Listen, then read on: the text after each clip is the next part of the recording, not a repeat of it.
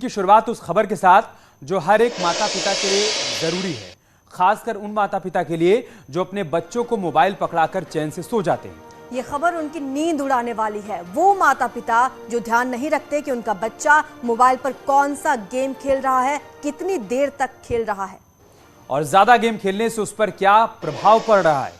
लेकिन सबसे पहले आपके लिए यह जानना जरूरी है कि ऑनलाइन गेमिंग का बिजनेस कितना बड़ा है और किस तरह से धीरे धीरे बिजनेस आपके बच्चों की जिंदगी में दाखिल हो रहा है, उनकी जिंदगी से खेल रहा है। सिर्फ अपने देश में साल 2016 में ऑनलाइन गेमिंग का बिजनेस 4000 करोड़ रुपए का था, जो कि साल 2021 तक बढ़कर 7500 करोड़ तक पहुंच गया। भारत में ऑनलाइन गेमिंग का कारोबार सालाना 18% ग्रोथ के साथ बढ़ रहा है। इसके मुताबिक इस साल के आखिर तक भारत में ऑनलाइन गेमिंग का कारोबार 15,000 करोड़ के आंकड़े को पार कर जाएगा। तो ऑनलाइन की दुनिया में हर साल सैकड़ों की संख्या में गेम्स बन रहे हैं। इनमें से कुछ गेम्स स्किल बेस्ड हैं तो कुछ गैम्बलिंग से जुड़े हुए हैं। लेकिन स्किल बेस्ड ऑनलाइन गेम्स में भी कई गेम्स के साथ पैसा जुड़ा हुआ है, जो कि खतरे की घंटी है। भारत ऑनलाइन गेम्स खेलने वालों की संख्या हैरान करने वाली है। भारत में 2020 में भारत में ऑनलाइन गेम्स खेलने वालों की संख्या 36 करोड़ थी, जो कि एक अनुमान के मुताबिक इस साल के आखिर तक 51 करोड़ हो जाएगी। मतलब ये कि देश की आधी आबादी ऑनलाइन गेम्स खेल रही होगी। ऑनलाइन गेम्स में बड़े स्तर पर पैसा शामिल है और यहीं से शुरू होता है असली खेल। दरअसल गेम में जो पैसा शामिल है उसमें पूरी धनराशि में टैक्स नहीं लगता है। ज्यादातर ऑनलाइन गेम्स एंट्री के लिए फीस लेते हैं जिस पर टैक्स लगता है, लेकिन प्राइज मनी पर कोई टैक्स नहीं लगता। गेम के दौरान कई विज्ञापन दिखाए जाते हैं जिससे आने वाली रकम पर टैक्स नहीं देना होता है। लेकिन खेल यहीं पर खत्म नहीं होता है। ये गेम बच्चों पर कैसे असर डालते हैं, किस तरीके से भविष्य को अंधेरे की ओर लेकर जा रहे हैं, इस बारे में हुए सर्वे में पूरी तस्वीर साफ हो जाती है। सर्वे में शामिल 20 वर्ष तक के 65% बच्चों ने माना कि वो गेम्स के लिए खाना पीना और सोना छोड़ने के लिए तैयार हैं, जबकि अधिकांश बच्चों ने कहा कि उन्होंने गेम के लिए पेरेंट्स का पैसा चुराया है। ज्यादातर गेम्स शुरुआती चरण के बाद कई फीचर्स के लिए पैसे मांगते हैं। इन फीचर्स के जरिए गेम को खेलने में आसानी होती है। मार धाड़ और एक्शन से भरपूर ऑनलाइन गेम्स में इन्हें लूट बॉक्सेस, लगभग 70% गेम्स में लूट बॉक्सेस जैसे फीचर्स बच्चों को आकर्षित करते हैं। इन्हें पैसे देकर खरीदा जा सकता है। इससे गेम में आगे बढ़ने में आसानी होती है। ब्रिटेन में हुए एक सर्वे के मुताबिक 11% बच्चों ने एक साल में लूट बॉक्सेस के लिए करीब 1130 करोड़ रुपए चुराए। सर्वे के आंकड़ों के मुताबिक साल 2018 में पूरी दुनिया में 2,25,000 करोड़ रुपए लूट बॉक्सेस पर खर्च हुए।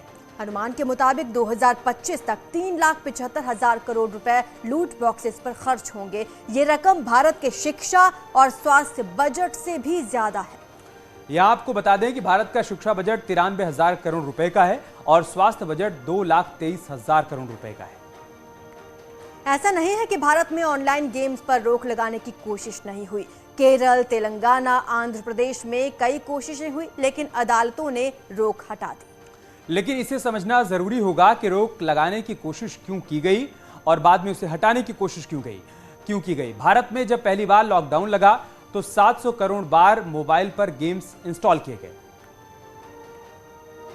और अब आप समझ सकते हैं कि स्थिति क्या है। अब आपको ये भी दिखाते हैं कि ऑनलाइन गेम्स की लत और उस लत के नतीजे क्या हैं। खबर लखनऊ से है, जहां एक बच्चे ने पबजी गेम खेलने से मना करने पर अपनी मां को ही मार दिया।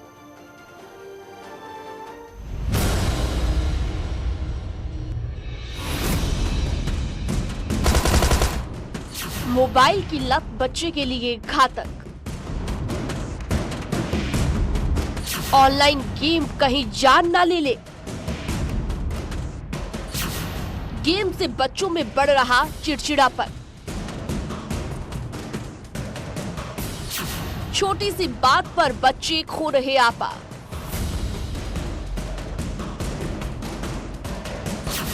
अगर आपका बच्चा भी देखता है मोबाइल तो अभी से हो जाएं सावधान, क्योंकि लखनऊ में एक ऐसा ही मामला सामने आया है जहां छोटी सी बात को लेकर एक 16 साल के लड़के ने ऐसा कदम उठा लिया जिसे सुनकर आप भी हैरान हो जाएंगे।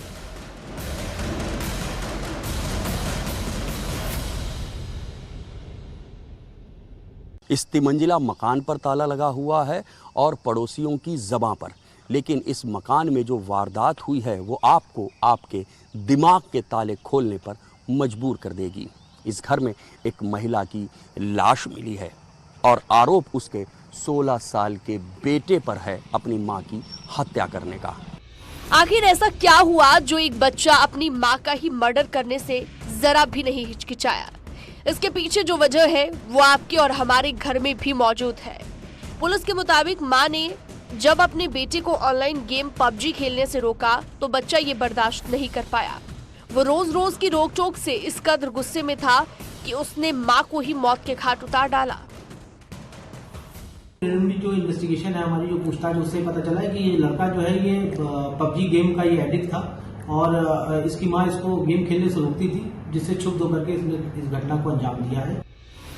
घटना लखनऊ के यमुनापुरम इलाके की है, जहां पर सेना में तैनात अफसर के बेटे ने अपने पिता के रिवॉल्वर से रात को सोते वक्त मां को मार डाला। इसने अपने फादर की लाइसेंसी पिस्टल थी जिससे इस घटना को अंजाम दिया है। सैटरडे और संडे नाइट को लगभग 3 बजे के आसपास इसने इस घटना को अंजाम दिया। 2 दिन तक ये उसी घर में अपनी सिस्टर के साथ रहा।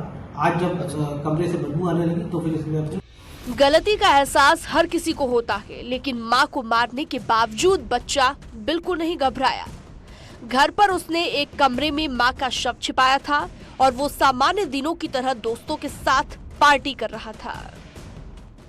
उसकी सारी गतिविधियां सामान्य थी। वो मोहल्ले में घूम रहा था, खेल रहा था, दोस्तों के साथ खाना पीना खा रहा था। इसी घर में वो टीवी भी देख रहा था, फिल्में देख रहा था और मां के शव से आती हुई दुर्गंध को छिपाने के लिए उसने परफ्यूम डिओड्रेंट का भी इस्तेमाल किया।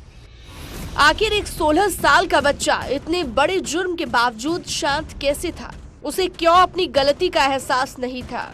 क्या वो गेम की आभासी दुनिया में ही कैद हो चुका था और रियल जिंदगी को भी ऑनलाइन गेम समझ रहा था?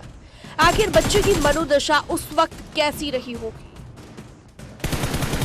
अगर आप वायलेंट गेम खेल रहे हैं, उसके अंदर आपको उस तरह से एक्सपीरियंसेस हो रहे हैं जो आपको प्रोपेल करता है, फिर आपके लिए वर्चुअल रियलिटी और रियलिटी में कोई फर्क नहीं रहता।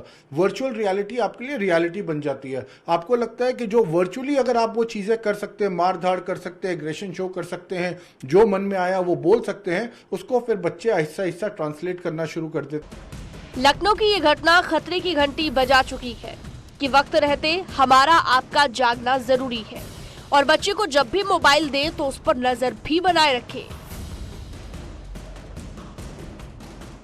और ये बड़ी वारदात हमको, आपको, सबको ये सोचने पर मजबूर करती है कि ऑनलाइन गेम और सोशल मीडिया से कितना फासला होना चाहिए हमारे बच्चों, किशोरों का। कैमरामैन शरद तिवारी के साथ ऋषभ त्रिपाठी, न्यूज़ 18, लखनऊ।